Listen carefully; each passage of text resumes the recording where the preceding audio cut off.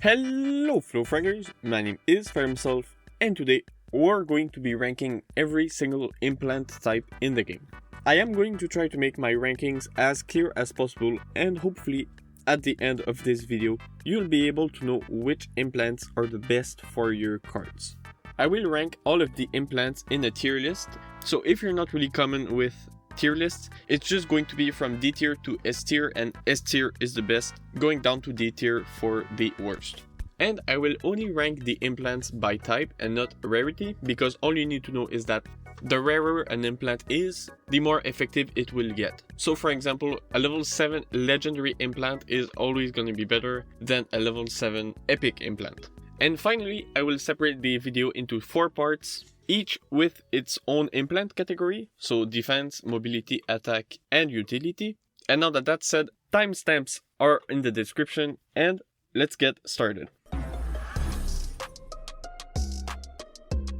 So we will start our tier list with a very simple implant, which is max HP. All it does is give you more HP on a card. It increases your HP by about 8 to 9% for a level 9 common implant. By the way, common implants are what I'm going to be referring to for the whole video, to have a good comparison between the implants. That's an implant that is good on every single card. You can put it on anyone and it's going to be very reliable. It just means that going into battle, you will have more health on your cards. I would say it's especially good on tanks, because what they are good at is having a lot of health. So having even more health is great for them. And besides that, there's not much to say. It's going to be a solid B tier. So moving on to the reduced damage implant. That one is very similar to max HP. I would say they're the two most identical implants in the game. In fact, they're pretty much the exact same thing. At the same level and rarity, the two implants will have the same effect on the card, and they will have as much HP, because the reduced damage implant makes it so that every HP is worth a little more, like usually 9%. So when you do the math, it's always the same health whether you put a reduced damage implant or a max HP implant on a card. Now I think there's only one difference between the two implants. That's when a card has fixed healing abilities. So not all of the healing cards have a fixed healing ability. Take for example Baron Voodoo. He only ever heals a percentage of his health with his main fire. So this means that it will regenerate the same relative amount of health whether you use a reduced damage implant or max health implant. Now, not all cards work like Baron Voodoo. If you take BB for example, he will heal a fixed amount of health every second. So this means that it's going to be slightly better for the reduced damage implant, because 40 HP with a reduced damage implant is worth a little more. It's going to last about 10% longer. Now we're talking about very small numbers here, and these two implants are practically identical, so they're both going to be in B tier, and the difference is very small. The only difference is that if you're using a fixed healing card, so this is like BB, Dr. Crow, Dan, I don't know if anyone's using Dan, but I guess Dan, Queen Boom, probably put reduced damage on them, so both in B tier. And the last one for defense is health regen. So this implant will heal your card every 4 seconds for about 4% of your health for a level 9 common implant. I think usually this implant is going to be better than the other two defense implants. And the reason why is because in battle you will have gotten a lot more health on most cards if you use this implant rather than the other two. Now I don't really recommend putting it on the cards that you don't play, so this means your AI cards, because as they usually die a lot quicker, the regen effect is not going to have time to have its effect on a card. So for offensive AI, it's usually better to put max HP or reduce damage on them. But for your mains and defensive cards, the regen health is definitely the best implants between the defense implants. So I think with all of that, it's fair to put it in A tier.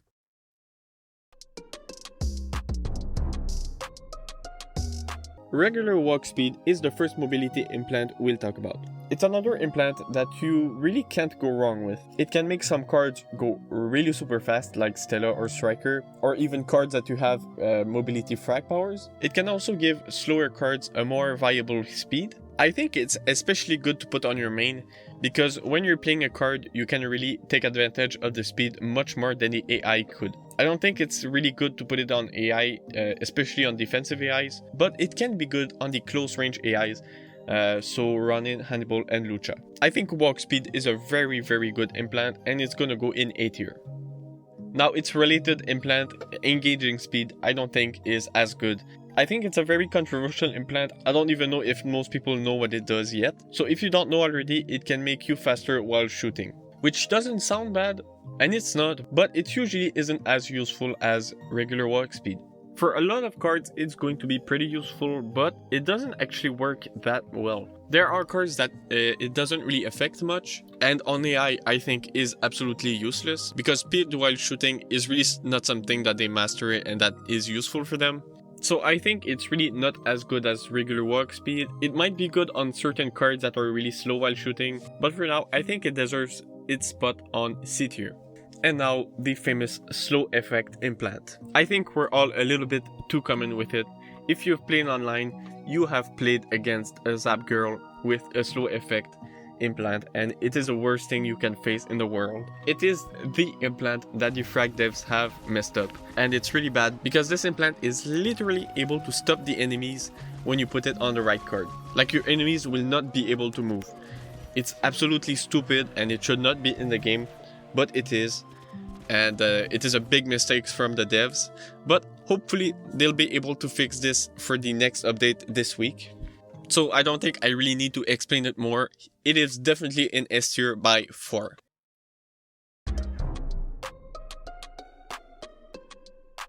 Alright, now with attack implants. So these are the implants that will affect your main fire and make it stronger. So we'll start by talking about the first two ones at once, which is fire rate and damage increase. Those are two implants that are very similar. It may not seem like it, but it practically always does the same thing. It increases your fire rate or your damage output by the same % for an implant of the same rarity and level, and this means that your DPS is always going to be the same whether you put fire rate or damage increase. But that doesn't take into consideration the reload time. So if you increase the fire rate of a card, you also increase the time that you take reloading every time. But if you increase the overall damage of a projectile, that doesn't change the reload time. So in general, damage is going to be slightly better. Now we're talking still about very small numbers here, and the amount of time that you take to reload is really not that much higher, but I still think that damage is going to be slightly better, except in 3 scenarios. First one is if a card has infinite ammo. Obviously, if a card has infinite ammo, it's going to be the same, because the card doesn't have to reload, so whether you put fire rate or damage increase, it's going to be the same. Now the other one is OK. OK is also an exception because he gets to deal more damage on a card the longer he's shooting at them. So if you increase the fire rate, he'll be able to get this damage buff quicker. So the third one is Mr. Do, Vandal, and Striker. And those cards actually have the fire rate that increases over time, a little bit like OK, but it's not like damage, it's really just fire rate that increases over time. So if you have a quicker fire rate to begin with, you'll be able to shoot faster, quicker, kind of. If you play those cards, probably put fire rate instead of damage output. But if you play every single other card in the game, you should probably put damage output, and this is what I do. Except for one thing, fire effect. Now these implants are also very good on a few cards in particular, but this implant is usually not good. On most cards, it's not going to do that big of a difference, and you're really better using the damage or fire rate increase. So how it works is that when you hit a card with a projectile, this card will get in a burning state that will affect them for 4 seconds, dealing 40% of the initial projectile. Now this effect does not stack. So if you hit a card once, whether you hit them again doesn't matter. You'll have to wait 4 seconds for the burning state to stop, to hit them again and put them in this burning state again. So this means that this burning doesn't stack like Duncan, for example. So this really means that for most cards that have high DPS, it's really not worth it to use fire effect. The only time where you should actually use fire effect on a card is if they fit these criterias, and this doesn't depend on AI or not, so fire effect could go either on AI or your main. Number 1 is very simple.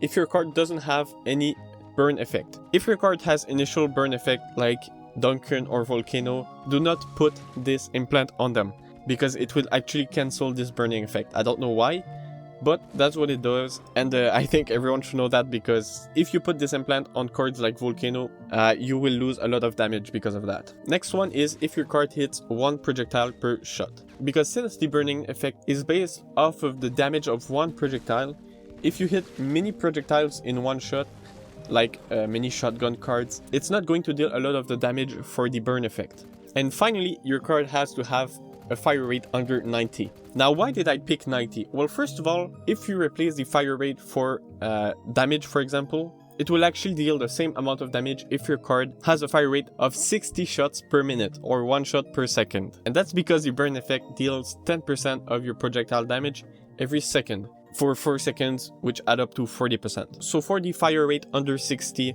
fire effect is always going to be better. Now, why do I think it's better for cards that are between 60 and 90 fire rate? Is because sometimes you'll be able to hit a card and switch to hitting another card.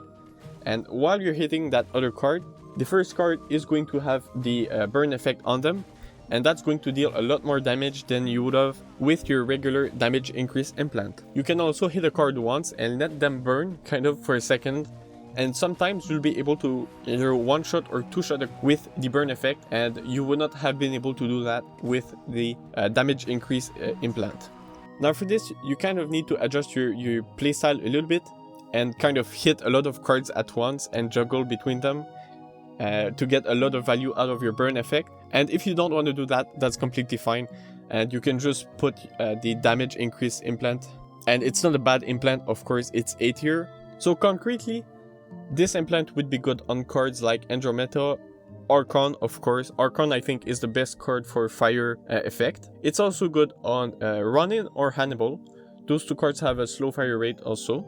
And finally, most of these snipers. But with all of that said, it is pretty much useless on most cards. So that's why I think it's a B tier implant, even though it can be really good on a few cards.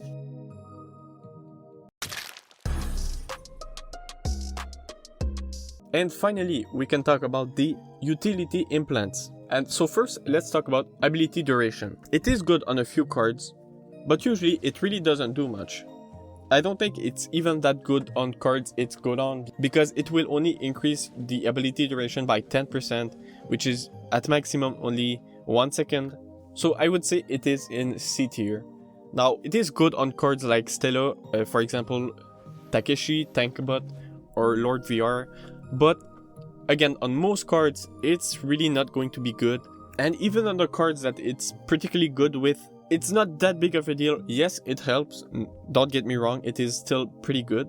But I don't think it's nothing crazy, so it's gonna go in C tier.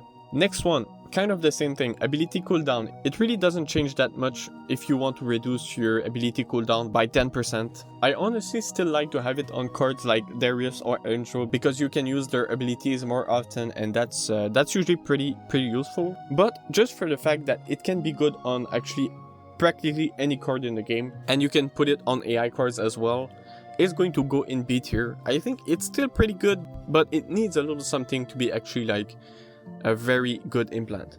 And for the last one is respawn time. You guys can guess that there isn't a D tier for no reason. I'm not really that big of a fan about respawn time. Even on legendary cards, it only reduces the respawn time by 3 seconds, which is nice, don't get me wrong. But I think usually cards really don't die enough to be worth a respawn time implant. So I really don't think it makes much of a difference. It's still good, but I guess D tier. The only card that I use it on is Shinobi, because Shinobi dies all the time.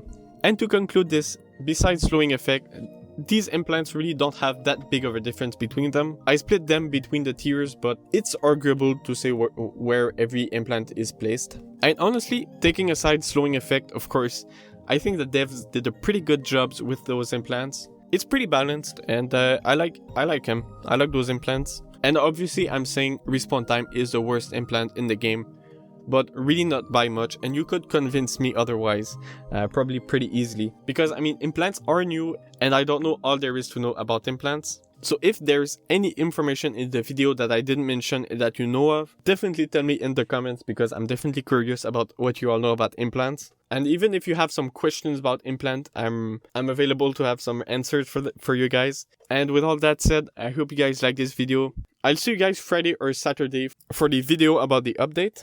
And yeah, see you guys.